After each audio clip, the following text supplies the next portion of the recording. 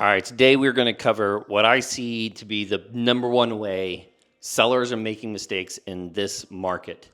And first and foremost, we have to kind of take a step back into history to kind of understand, because nearly everything that we engage with is a reflection of the most recent history.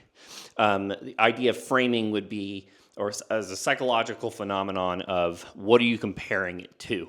It's one of the reasons that when you go into a store and it says today only 30% off, the marketing is there to get you to make purchasing decisions. That store is not going to not be profitable if you don't go in there and buy, but they're trying to use this framing as if that sale is only going to be there and that you're getting it 30% off so they can drive more sales. So when we are looking at the market, especially for sellers, what we're looking at is where did we just come from? And so what we have to understand is that from 2010 to 2020, the average days on market slowly decreased over this period of time. The winter of, say, 2010 to the summer of 2011 was about 80 to 60 days on market. That's all price points in all Hampton Roads in all areas, okay? 80 to 60 days. So when I had a conversation with a seller, what we would look at is, hey, look, this is what you need to be prepared for.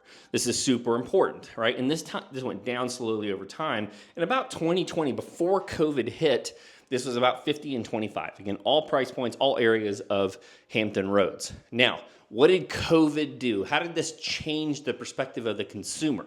Okay, well, the consumer in March of 2020, and I remember this because my birthday is March 17th, St. Patty's Day, and I remember on the news, take my gum out. I remember on the news that they said, hey, don't go out this weekend. And me being me, I said, you, and went out anyway. But, it is what it is. So, all right, so March, this happens.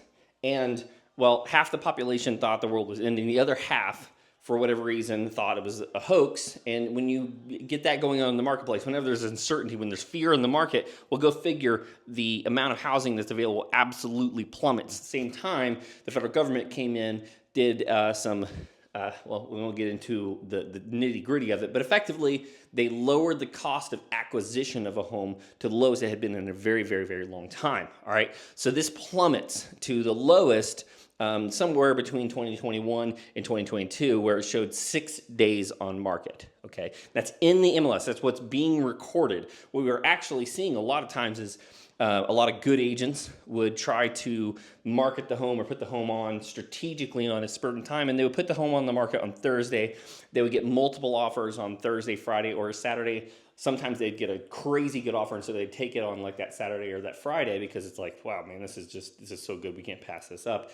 And maybe that buyer put a timeline and said, hey, look, here, this is a crazy good offer. I'm going to walk if you don't take it. And sometimes that worked, okay?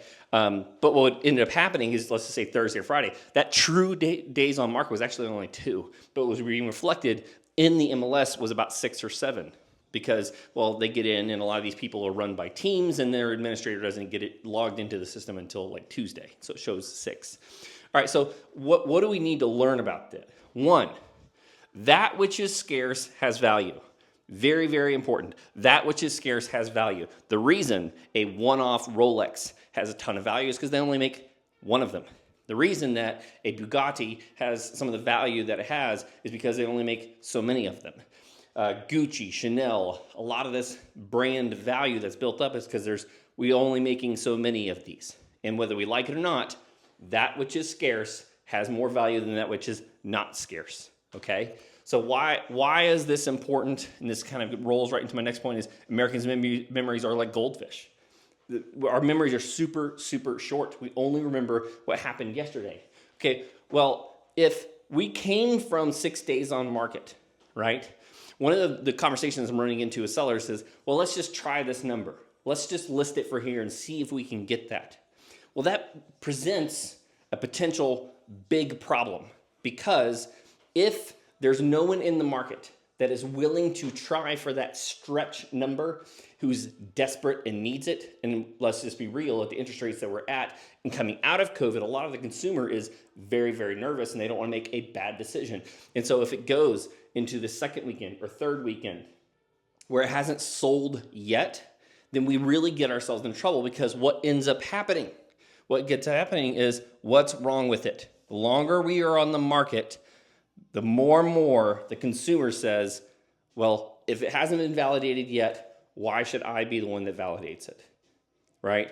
It's similar. Let's kind of roll into a different analogy here. Amazon reviews. Every single one of you has gone out and made an Amazon purchase, right?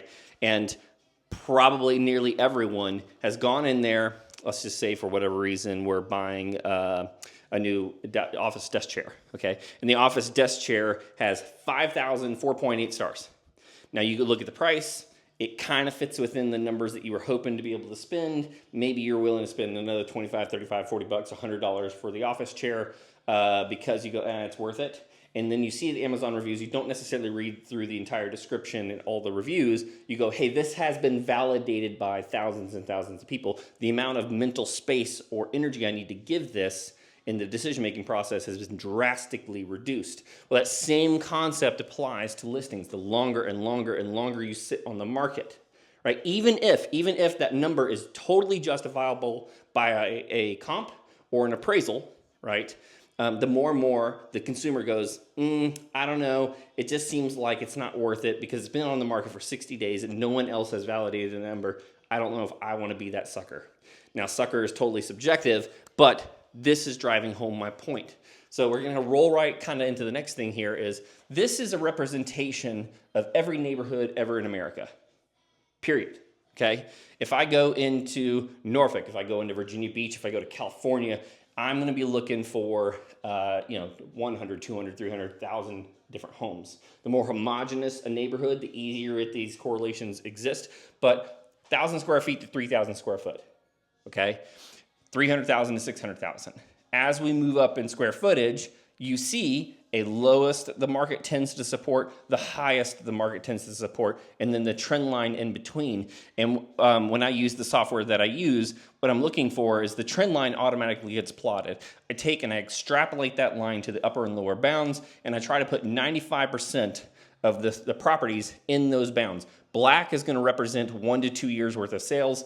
That kind of gets in the art or the science of doing this, and that's why having a good agent is super helpful to help kind of interpret this data. Orange is going to be current pendings, right? Plots where the current market says, yeah, that's worth it. We're going to buy it at that number. And then green is active for sale, right? And the reason I put this one way up here is, unless you are on the only one on the water, you have something super special about your property, why are you way up here, right? What justifies you thinking that you're the 1% of that neighborhood? And if you've been on the market for 60, 70, 80, 90 days, bro, it's time to get realistic that you're not that special. And that the general consumer, because what happens a lot of times with buyers and sellers is they go from a seller and they're going, well, and everybody does this with their kids or their dogs, and they go, well, my dog is special. Well, my kid is special, right? I got news for you. They're not that special, right? The reality is that the 90% or average IQ is there for a reason, because it tends to encapsulate most people.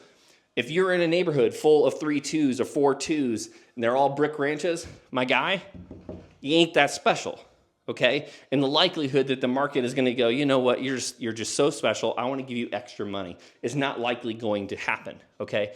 Now, we'll get into it in another video about what does it mean to do pricing and marketing in the 3 different sections. Are we down here? Are we in the middle? Or are we at the top? Because each one of those warrants a different strategy on how to get the most money in your pocket with the least amount of contingencies to make the sales easy and smooth and put the most money in your pocket as possible. But understand this. Pricing is marketing. I'll say that again because it's super duper important. Pricing is part of your marketing plan, right? I'll give you a perfect example. I had a condo just recently that we're going to put up for sale, okay? Now, I actually tried to talk this seller out of selling this home, but eventually they just said, you know what, we don't want to be landlords. Let's sell this thing. Now, arguably, they were here. They were near the top of this line right here. There had been 2 comps that had sold that would easily justify a certain number. But the problem is that we had 2 active listings in that neighborhood that were right at or right above or right below what we were hoping to get out of the property. Now, what we ended up doing, because both of these properties that were up here had been on the market for 20, 30, or 40 days, and again, those numbers by an appraisal or by comps were somewhat justifiable. For whatever reason, the market just hadn't validated those numbers, because it doesn't matter what you think your property is worth. It is what the market is willing and able to pay. Period, end of sentence. That's what something is worth. So what we ended up doing is we were very easily better than these two comps. And I said, hey, look, we can go on and we can play the price reduction game, but we're going to be competing here.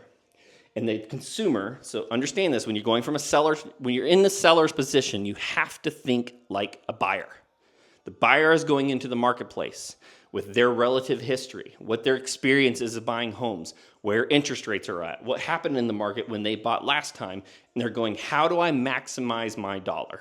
And when they're looking at this going, both of these are here, yet they're priced $2,000 or $3,000 below those, this is a deal. What ended up happening is, even in the market that we are in, where you can still get multiple offers as a seller, but buyers are way pickier, we ended up in a multiple offer situation. A home inspection completely waived, an appraisal guarantee that was in place, guaranteeing the number in full, and getting above list price above these. Exactly where they wanted to be in the very, very first weekend. Who you work with matters. How you approach pricing, how you market your home matters. Pay attention and do business with that understands this.